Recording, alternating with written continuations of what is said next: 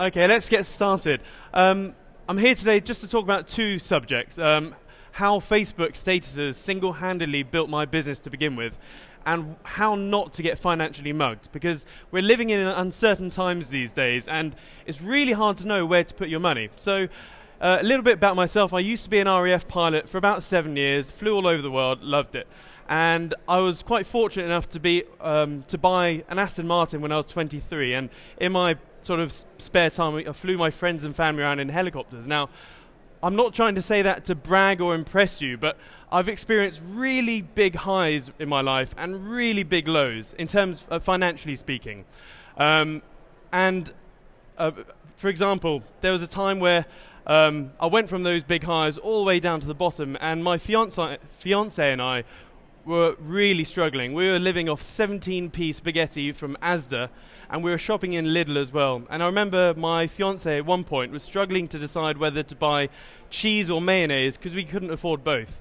And it was so demoralizing. So no matter what financial situation you find yourself today, even if it's that bad, I can guarantee you, as long as you work on your own financial education or try and grow your own business, you can grow out of it. And whenever you find yourself in a hole, be it relationships or business or finance, always try to grow out of your hole rather than shrink into it. So, a few of you may know this guy, Warren Buffett. He used to be the richest person on the planet, and he's a legendary investor. Now, he coined the terms life skills and skills for hire. Now, this is something I pretty much agree with. So, for instance, cleaning your teeth every day. Is that a life skill or skill for hire? It's a life skill. But removing your tooth, that's a skill for hire. Just like raising your children throughout the years, that should be a life skill. But delivering your children, I need to change my batteries, that should be a skill for hire. Now, for some reason, we put investing in the skill for hire category when it damn right should be a life skill. We spend our blood, sweat, tears and talent building up all of our money, and we're all too eager just to hand it over to someone with an alphabet of letters after their name to invest it and look after it for us. This should be a life skill, just like washing your clothes, going to dry cleaners or shopping, etc. And over the last 13 years, we've had two major crashes, one mini crash, and millions of people have lost billions of pounds and dollars of their life savings because they have just trusted other people. And you'll be surprised what you can do with a little bit of financial education, just a little bit of knowledge or spend a bit of time on your own sort of knowledge. And in a very candid interview, Warren Buffett, even though he is pretty much the biggest guy in the financial world, he was actually slating the investment industry. He was talking about the investment stuff. And down here he said, the investment industry is the only industry I can think of where the professional's efforts subtract value from what the layman can do himself. So he was basically saying an average person without any financial intelligence whatsoever could do just as well as a fancy stockbroker earning millions of pounds per year. And I completely agree with that, because there's one point I didn't have a clue. I didn't even know what the stock market was. And yeah, you just need to spend a little bit of time on yourself.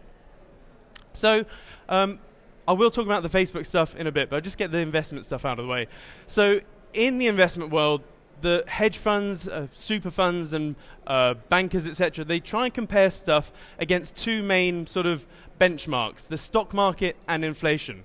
So let's start with inflation. Okay, here's a Snickers bar. This is my favorite chocolate bar.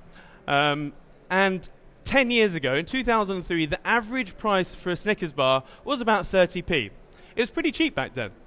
But just 10 years later, the average price for a Snickers bar is now 60p. I mean, I've gone to some petrol stations and they've been 90p. So in just 10 years, that's a 100% price increase, and just chocolate bars alone. And to make it even worse, they're now 7.2% smaller than they were 10 years ago. It's just horrendous. But this scary stat applies to everything in your modern day life, from fairy liquid bottles to crisp packets to cars. Everything is of less value or of less volume than it was 10 years ago. So in terms of inflation, that's way outpacing pretty much everything. So let's go on to the stock market. Now, This looks like a complicated chart, but don't worry. This is basically a performance graph of the US stock market, i.e. the S&P 500. So here is the 0% line. And as you can see, over the last 13 years, the US stock market, which is pretty much the world stock market, has done nothing. It's done, forgive me, it's done bugger all, really. From the year 2000 till now, it's barely broken its all-time highs. So, and in that time, we've had the 2001 crash and the 2008 crash. And even though the stock market has had these crashes, it's also undergone a thing called a silent crash. Now, a silent crash basically means that when markets can either go up, down, or sideways. And when it goes sideways, your money's not doing anything if your savings are linked to the stock market. And in that time, inflation has gone through the roof. And when you compare the stock market against anything tangible, things like gold and silver, if you compare gold against the stock market, even with the latest downturn in prices, it's gone up over 500%. Again, with silver, it's the same. And don't get me started on pensions. The state pension isn't worth the paper it's printed on at the moment. And by the time we are of pensioning age, there won't be anything left. There isn't anything left at the moment. So that's that. Now, a question, I do these talks a lot, and I always get this question from people, isn't investing really tricky? And I completely understand why. I was really scared when I started. I didn't know a thing. And as a result, I lost a lot of money from because I've been trading for a while. My first year of trading, I lost a lot. Just because I was a typical bloke, I thought I knew it all. I didn't. I just jumped in and lost a lot of money. But really, the answer is no. It's so simple. And I'll give you an example. Now, even though I'm a forex trader by trade, and I'm very big into gold and silver at the moment, I am a wealth cycle investor. I don't care about gold and silver. They're shiny inert lumps of metal. They got no cash flow, no dividend yields, no any other spin-offs. It's just I look at asset classes. So here we have two asset classes. So for instance, let's say we have property on top and precious metals down here. Now, even though they're both going up in price, one of them is crashing in value. See, if you sold all of your precious metals down here, you couldn't buy as much property up here. But if you sold all of your overvalued property, you could buy a whole lot of gold and silver. So even though they're both going up in price, this one is crashing in value compared to this one. So all a wealth cycle investor does is identify overvalued and undervalued assets, and then you just flip-flop.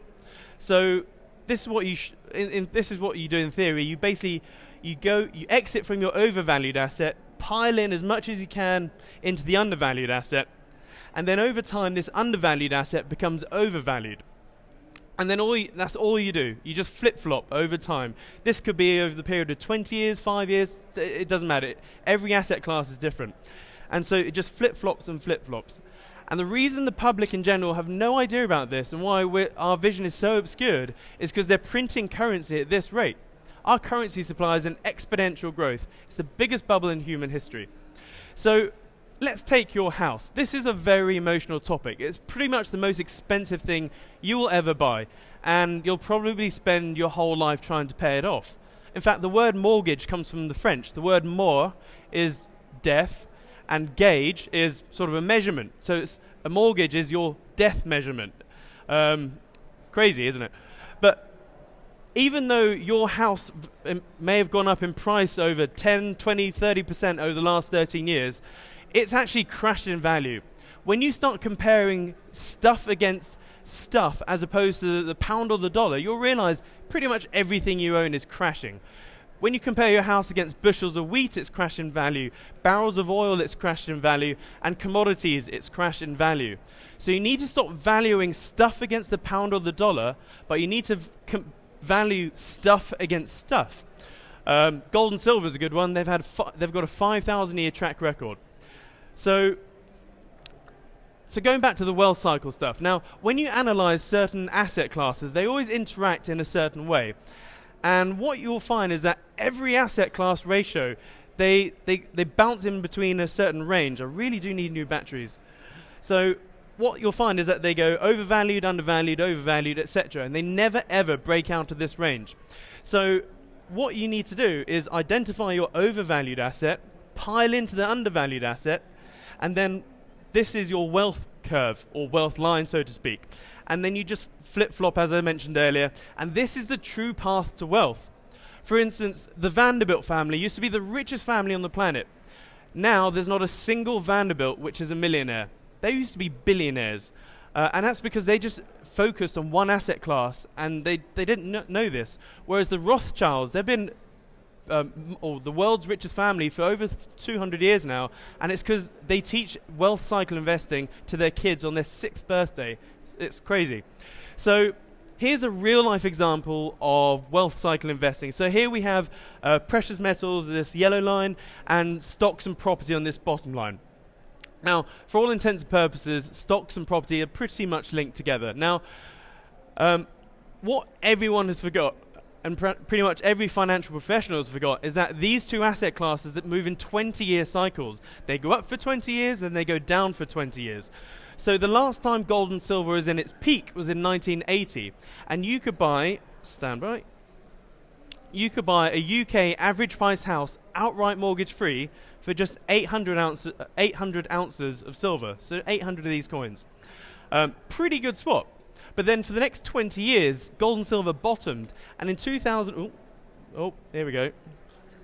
In 2003, it took 27,000 of these to buy a house, a UK average price house. Not a good swap. And during that time, the stock market and the property market peaked and crashed. So you could take anyone without any financial intelligence whatsoever, and you could have bought a house or a stock between the mid-80s and mid-2000s, and you would have made a killing. And it was only because they were in their upwards cycle. But now, they're starting their downwards 20-year cycle. Yes, things may go, stocks and property may always go up in price, but I only care about values. I don't care about price. So, and this time round, in the next, or anytime from now till 2020, it's extremely likely that 400 ounces of silver, so 400 of those coins, should buy a UK average price house outright mortgage free. And 400 of those is only about 10 grand. It's a huge concept to swallow. Again, this is another question, or thing I hear people saying is, or if it was that easy, everyone would be doing it. And to an extent, yeah, or yes and no, but mainly no. The main reason is that the public always come rushing in at the worst moment. A good rule of thumb is whatever the general public are doing, do the opposite. So I'd like to introduce you to the standard bubble wave. Now, a lot of IFAs and financial professionals, they always say you cannot use the past as a method to predict the future, etc. And I think that's a load of bollocks, to be honest. The reason is that history may not repeat itself, but it rhymes very, very well. And the reason it does so is because human nature is the only constant variable. It's the only constant there. And whenever there's power or money, there's always some greedy people out there. And this is why we have this standard bubble wave. Now, this applies to everything, even popularity. Let's look at Britney Spears. No one knew who she was. Everyone knew who she was. She shaved her head, had a comeback album, and then no one cares about her anymore. So, but when you apply this to investing, there are 4 distinct phases. So here we have the stealth accumulation phase. So this is where the smart money, the billionaires or the Rothschilds, they identify an undervalued asset and they start piling into it. So this is where they secretly try and amass their wealth in an undervalued asset.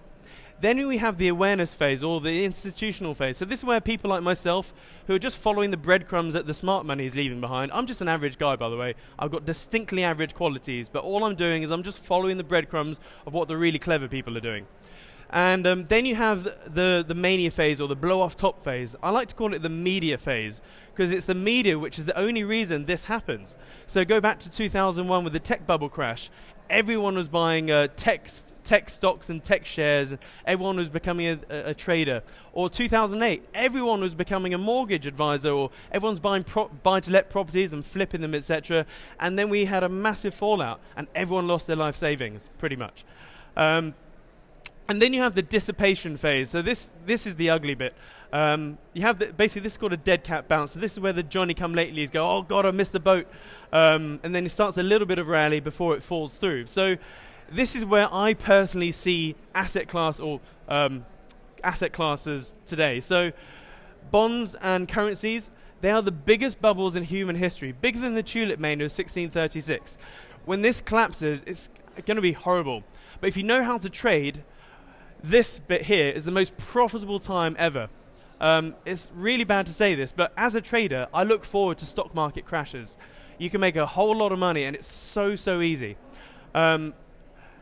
Property, we've had that initial bounce, but with the new Help to Buy schemes coming out, we're going to see, I anticipate, I may be wrong, but I'm pretty confident that over the next 2 to 3 years, we're going to see rising house prices in the UK, because the government, all they want is to be re-elected in 2015. So they're going to try and goose the economy by trying to make mortgages easier. And the stock market is about to crash. I'm expecting another 2008 crash, if not worse, anytime now, or within the next 18 months. So you've got to be careful. Gold and silver, they're slowly entering the media phase. Gold is just ahead of silver. Silver is way better than gold, but that's another topic. Uranium, that's in the awareness phase. Graphene and silicene, these two materials are going to revolutionize our world over the next 100 years. When I exit silver, 97% of my own personal wealth is in physical silver. When I exit silver, I'm going heavily into graphene and silicene. To put it into perspective, you could take a sheet of graphene or silicene, the thickness of cling film, and it would take the weight of an elephant on top of a drawing pin to pierce it. So the military, NASA, MIT are going crazy. You can have bulletproof vests, the thickness of this shirt. You can have indestructible tanks. It's going to be amazing. And they're using silicene chips for computing. And what they recently did a test against a silicene chip the size of my thumb against a modern-day supercomputer, which is pretty much the size of a big room or a house. And this single chip had more computing power than a modern-day supercomputer. So when graphene and silicene comes to fruition, it's going to be amazing. And food and drinking water. There's probably going to be world wars over food and drinking water. And guess where a lot of the billionaires are moving into now? Food and drinking water. Warren Buffett bought Heinz. Frank Yustra, another big billionaire, he's all into food and water. So yeah, it's probably worth just noting that. But my point is, investing is not rocket science. It just takes a little bit of time and effort just to dedicate to yourself, and you'll be surprised how easy it is to break free of this sort of fear. Investing is simple when you know how. It really is. So basically, this is what I see over the next 5 to 10 years. Even though property is going to go up for the next couple of years, in the long run, stocks, property, anything paper related, it's just going to go down. All the currencies in the world are devaluing at an alarming rate, and anything physical is going to go up in value and price. Even trees. Just get physical stuff. And China, they are the cleverest nation in the world. They have 50-year policies, and the world's wealth is moving from the west over to the east. I don't know if you can feel it, but it's happening. So China are going to really start killing America over the next 10 years. So, getting more relevant to this event, Facebook. I love Facebook. I owe my business, my bullion business, to it. So I managed to generate just under 300 grand's worth of sales in under 3 months with just Facebook statuses. As I said, I'm an average bloke. I don't know anything about marketing. Well, I know a little bit more now, but when I started, like most new businesses, I didn't have a clue. So what I discovered is that your personal profile can be extremely useful, but in order for it to be useful, you need to be known as the go-to guy. So whatever niche you are in, try to be the go-to person. So with myself, I've been harping on about investing, trading, gold and silver for donkeys, and everyone on my Facebook friends list knows that I am sort of the investing geek. So that helps. Obviously, if you're going to start today, it's going to take you a while to build up that credibility with your peer group. But once let's say you already have that sort of credibility, you can use it to your advantage. And what I started doing was doing a 5-to-1 content to sales ratio. So what that meant was that I used to do 5 silly. I used my Facebook profile page as a normal page. So, you know, pictures of what I was eating, silly videos and pictures of cats and whatever. So just to make your page interesting to a degree. And then every now and again, after normally about 5, I put in a sales type thing. Originally, when I first started, it was a bit brash. I was like, buy this, buy it now, here's an offer, here's a discount. But as you know, you don't like to be sold to. People like to buy things, but they don't hate being sold to. So what I do now, and what I did do, I refined it a bit. So every 5 content posts or statuses I put in, the sales posts I put wasn't a hard sell. I was giving away something free, something of value to someone else, which was pretty much free for me. So these next 3 points is what I focus my whole marketing around these days. So I offer free value. Every one of you here has something that you do know or you can teach for free, and to someone else it will be worth of extreme value. So if you know nothing about investing, to me it's easy. I've got it up here. I can easily give information. And by doing that, so what I did, I used to give a free offer or something of good value to them, and I used to you need to build your list. So my CRM and my email database, my customer list and my leads list are the 2 most important things to me. I'd rather go without food than lose my list. Because once you have your list, you can then use your CRM to start marketing to them. But again, very, very softly, and you basically need to build up a relationship. So once you've got their email addresses, whether they bought from you or they haven't bought from you, again, use the 5-to-1 content to sales ratio. But once you got their email address, those content emails must be extreme value to them and really relevant to whoever you're emailing. I never ever emailed the whole of my email list. You need to block off loads of different niches within your email list, and so your emails are super relevant. And then again, even with my sales emails now, I never really ever do a hard sell or here's an offer. Again, I try and offer something else of value. So again, I'm not the guy to be speaking to about digital marketing. You have a million other people here who are way better than me. But this is just what I've found, and it works for me. It may work for you, may not. So here's an example of what I do. So I want to give away loads of stuff. Every month, I send the Investors Insight out to all my customers.